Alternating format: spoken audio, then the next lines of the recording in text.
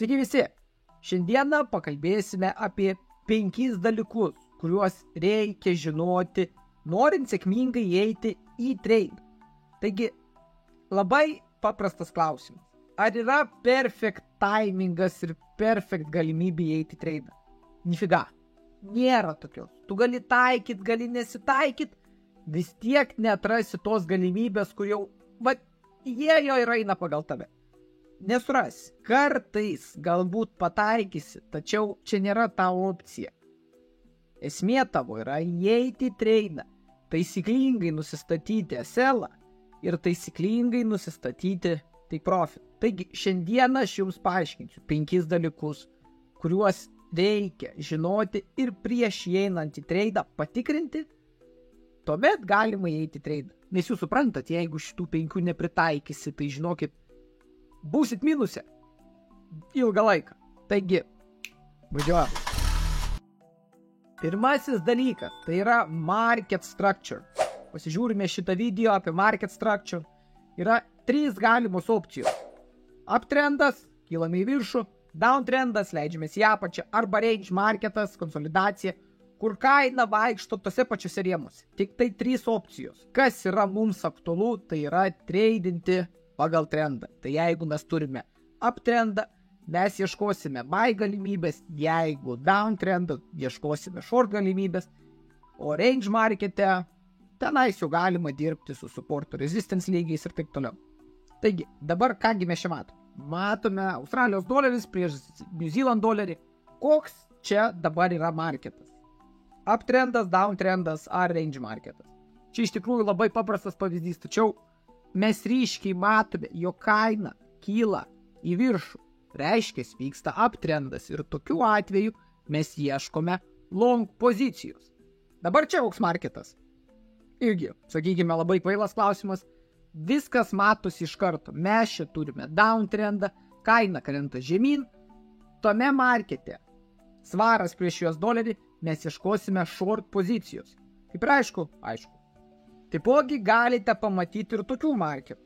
Čia jau, kaip matote, yra range marketas. Kaina kilo, leidosi, vėl kilo, vėl leidosi, vėl pradėjo kažką daryti. Čia jau turime range marketą. Tai į tokius marketus aš nerekomenduoju, tačiau yra vienas bairis, kurį iš tikrųjų turėtumėte žinoti. Tai yra atsitraukti visą čartą. Atsitraukite visą čartą, nusistatote, tarkime, dieninį grafiką ir paėmus bendrą vaizdą, ką mes galime matyti, jog USD JPY grafikas juda uptrende. Todėl šitoje vietoje vėlgi USD JPY susimažinsime time frame ir ieškosime galimybės į long poziciją. Ar ne taip? Taip. Antrasis dalykas, tai yra area of failure. Lietuviškai verčia, tai čia būtų zona, kurioje yra daug spaudimo. Arba į vieną pusę, arba į kitą. Tai vėlgi, USD JPY grafikas jau mes įsiaiškinome, atsitraukė, jog vyksta uptrendas. Taigi, mūsų area of failure, tai yra zonos, kuriuose yra stiprus kainos pušinimas. Ir tokie dalykai, nuo jų prasideda kainos stiprus kilimas arba leidimasis. Tai jie gali būti tokie kaip support resistance lygiai. Pasižiūrim šitą video. Moving average. Pasižiūrime šitą video. Fibonacci. Demand zonos ir supply. ICT ir iš tikrųjų galybė daug, kuriuos ateityje paaiškinsiu, tačiau jums reikia suvokti, kad šitose zonose įvyksta stiprus pušinimas. Ir dabar mes turėdami trendą ir turėdami savo zoną, galime ieškoti galimybių įeiti poziciją. Tai dabar, pavyzdžiui, US doleris prieš Japonijos sieną. Jau mes nustatėme, jog kaina eina į uptrendą. Reiškia, mes ieškosime kainos kilimo į viršų. Ieškosime long pozicijos. Dabar mūsų area of failure, kasgi čia galėtų būti? Tai dabar taip. Čia galėtų būti mūsų resistance zona, pavyzdžiui, nes kaip matote, kaina rejectina. Jinai vis nenusileidžia žemyn ir po kelių retestų būtų galima įeiti long poziciją, ar ne taip? Tada kitas pavyzdys, kas dar galėtų būti, tai mūsų demand zona šitoje vietoje. Turime stiprų pušinimą į viršų, turime backtestą ir tada išėjimą iš mūsų demand zonos. Ir šitoje vietoje mes galime įeiti long poziciją ir iš tikrųjų kaina, kaip matote, iškart pradėjo pušinti viršų. Taigi, kaip sakiau, pirmas dalykas market structure, antras area of value. 2 dalykus šitos būtina suvokti, jau reiškės neblogai gaudotis forex. Trečiasis dalykas, tai yra įėjimo triggeris. Tai galėtų būti, pavyzdžiui, patternai. Juos galima naudoti ypatingai tokiais atvejais mūsų stiprus pušinimas. Į vieną arba į kitą pusę, retestuojant mūsų zoną. Taigi vėl grįžtame prie mūsų USD-JPY grafikų.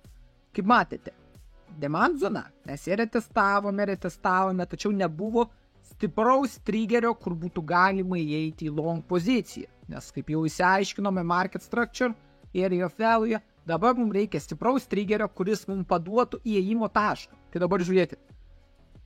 Turime šitoje vietoje stiprų candle į viršų. Čia kaip ir būtų mūsų bullish engulfing modelis, jeigu tai paėmus. Nes jisai apgaubė visas kitas likusias su stipriu stumimu į viršų. Ir turėdami mes tokį triggerį, jau galime mes ieškoti mūsų long pozicijos. Ar ne taip? Antras pavyzdys dabar. Turime mūsų pound su US doleriu. Tai dabar tikslas yra koks? Nusistatyti trendą.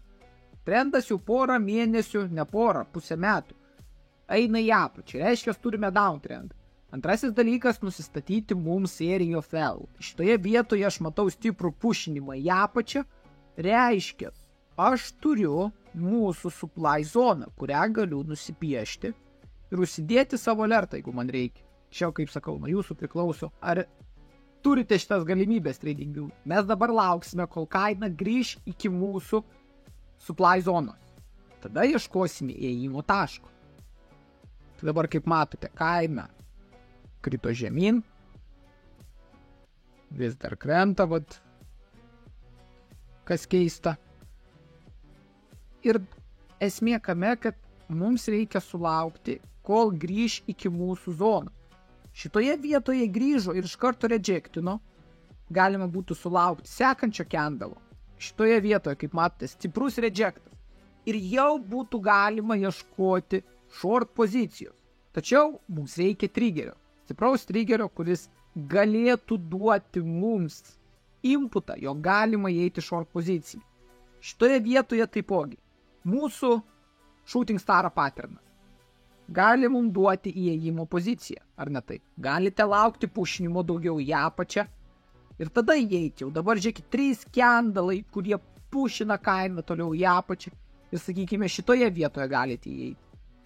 Ir kaip matote, kaina toliau pradėjo pušinti iki apačios. Truputuką backtesto, backupas.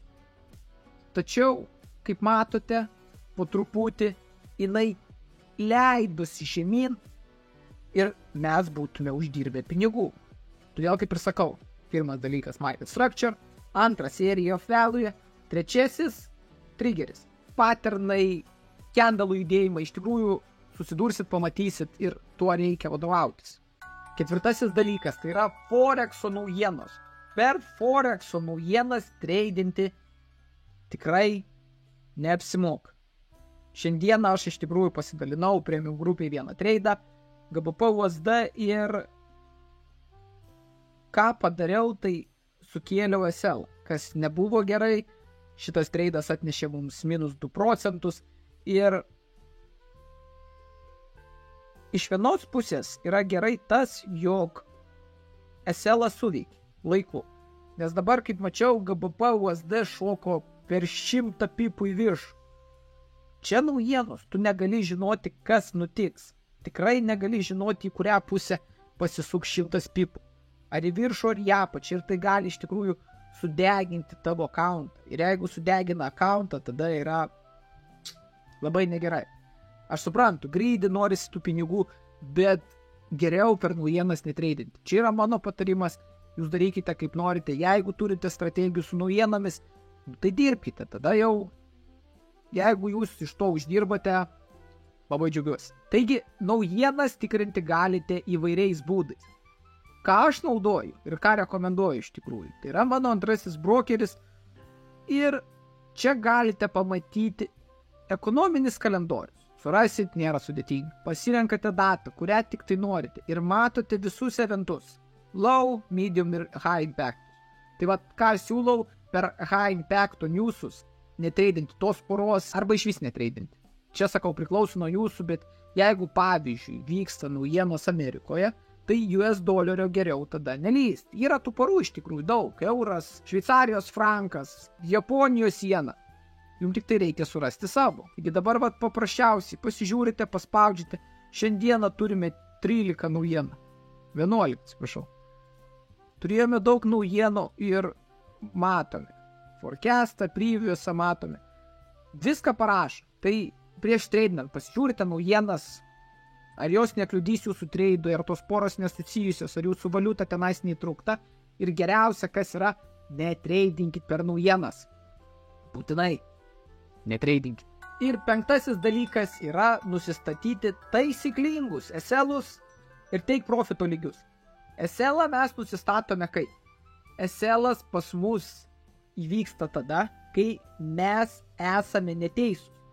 Ką turiu omenyje? Turime mūsų, pavyzdžiui, uptrendą, turime mūsų supporto zoną ir jeigu kaina krenta žemiau supporto zonos, mes reiškia esame neteisūs, išeiname anksčiau, nukirsdami didelį minusą. Taigi dabar pavyzdžiui, va taip. Mūsų USD JPY jau išsiaiškinom, kad uptrendas, turime savo area of value, kas yra demand zona, ir jeigu kaina kerta žemiau demand zonos, reiškia mes esame neteisūs ir išjungiame treidą, apsiemame minusą. Taigi dabar taip. Turime mūsų triggerį, turime mūsų trendą, turime mūsų area of value. Ir dabar mes šitoj vietoje eisime į long poziciją. Einame į long poziciją, SL, kaip ir sakiau, nusistatome toje vietoje, jeigu mūsų area of value nėra tokia value. Tai vat, taip, take profito lygius galite nusistatinėti, kaip aš, pavyzdžiui, dirbu. Aš turiu 2 take profit lygius, vienas yra 1:3, kitas yra 1:5.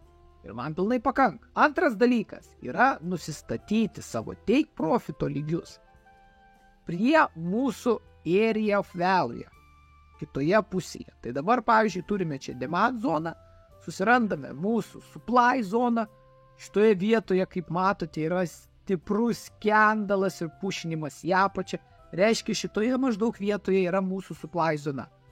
Reikia įsiaiškinti kur. Tai dabar pasiemame, prisimename teoriją, apie kurią kalbėjome, apie supply zonas, ir nusipiešiame mūsų supply zoną.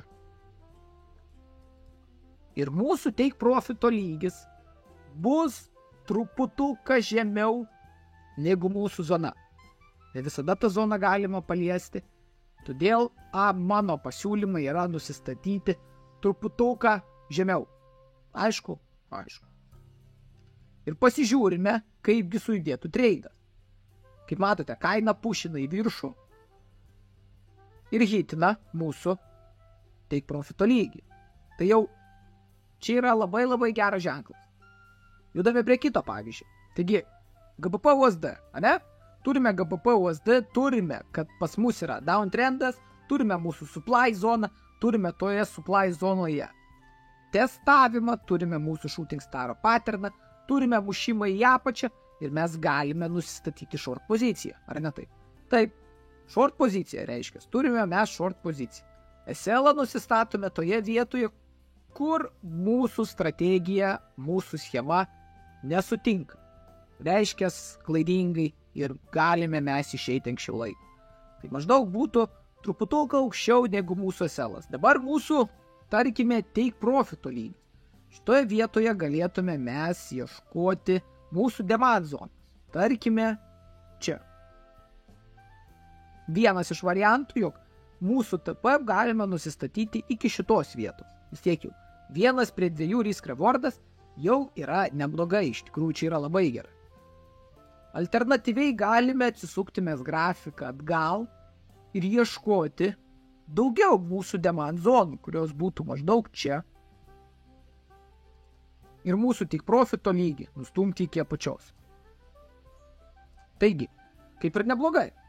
Turime 4 žingsnius. Ką pamiršom? Pamiršome patikrinti naujienas. Taigi, patikrinate naujienas, ar jų nėra. Kaip matote, dieninis grafikas čia pačioje naujienų per akis. Tikrai per akis. Taigi, va, čia naujienos nueinate į brokerį, kurį aš naudoju antrąjį ir jūs naudosite, nes tikrai geras. Pasižiūrite, naujienų tarkime nėra. Reiškia, galime mes įeiti į treidą. Atlikome visas funkcijas. Market structure, mūsų area of value, mūsų triggeris, mūsų naujienos ir mūsų SL su TP. Ir galime mes dabar tiesiog atsitraukti ir pažiūrėti, kaip suėjo treidas. Galėjote turėti, pavyzdžiui, 2 TP, iki vieno area of value ir dabar iki kito area of value. Ir netgi, kaip matote, dar žemiau čia krito. Taigi turėtumėte 2 profitus, kurie būtų pasiekti ir užsidarę, ir jūs ramiai atlikę gerą analizę, pasinaudoję 5 žingsniais, būtumėte plius. Nėra ko skubėti. Taigi, ir dar vienas pavyzdys, tai yra euras USD. Šį kartą naudojame mūsų EMA 50. Trendui nustatyti galima naudoti EMA 200, backtestams ir market structure nustatymams patogu yra naudoti EMA 50. Taigi, dabar kaip matote, mes čia ką turime? Turime mes downtrendą. Jeigu turime downtrendą, tai čia kas yra? Lower lows ir lower highs. Šitas, šitas, šitas, šitas, šitas, šitas, šitas, šitas, šitas, šitas, šitas. Ir tikriausiai eis į apačią. Kaip matote, lower lows, lower highs, lower lows, lower highs, lower lows, lower highs. Ir taip toliau. Tai dabar mes turime downtrendą. Market structure. Antrasis dalykas, nusistatyti area of value. Dabar mes turėdami downtrendą galime matyti, jog šitoje vietoje ir šitoje vietoje maždaug panašiai kaina buvo rejectinta. 1 kartą, 2, 3 ir 4. Ir tada trečias dalykas yra surasti stiprų triggerį. Kaip šitoj vietoj matote, yra stiprus kritimas į apačią. Jau mes galime įeiti į treidą. 4 dalykas, nueiname ką padarome, nueiname į antrą brokerį ir pasižiūrime, ar nėra naujienų. Jeigu nėra naujienų, liuks, turime mūsų įėjimo tašką, žinome, kad ieškome short pozicijos, nusistatome savo SL-ą. SL-ą nusistatysime truputuką aukščiau, negu mūsų area of value šitoje vietoje, kur yra rejectas. O mūsų take profito lygį. Šito vietoj galime bandyti atsisukti istoriją ir kaip matote, čia vyko konsolidacija, būtų galima tik profito lygį, tarkime, imti iki mūsų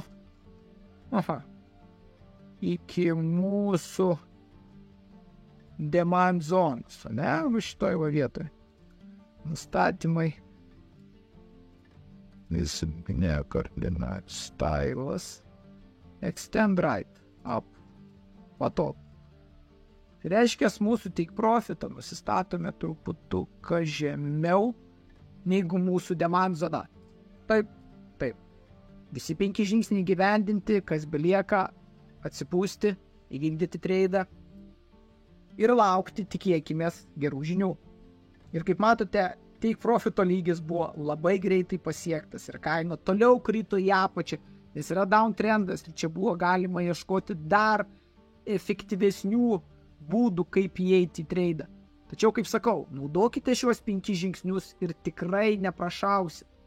Na, bent jau būsit geresniam pliuse. Procentalumas tikrai bus geresnis. Pamatysit. Taigi, ačiū, kad žiūrėjote. Tikiuosi, šitie 5 žingsniai jums pagelbės. Prisiminkite juos, naudokite juos prieš įeinant į kiekvieną treidą. Tikrai pamatysit rezultatus, jeigu jais seksite. Tai va, chebrytė. Kas pradedate Forexą, kas mokotės, kas norite tobulėti, prisijungiame į Discordo kanalą. Žmonės bendrauja, žmonės klausia, vieni kitiems padedame ir judame mes link bendro tikslo. Uždirbti pinigų. Viso geriausio.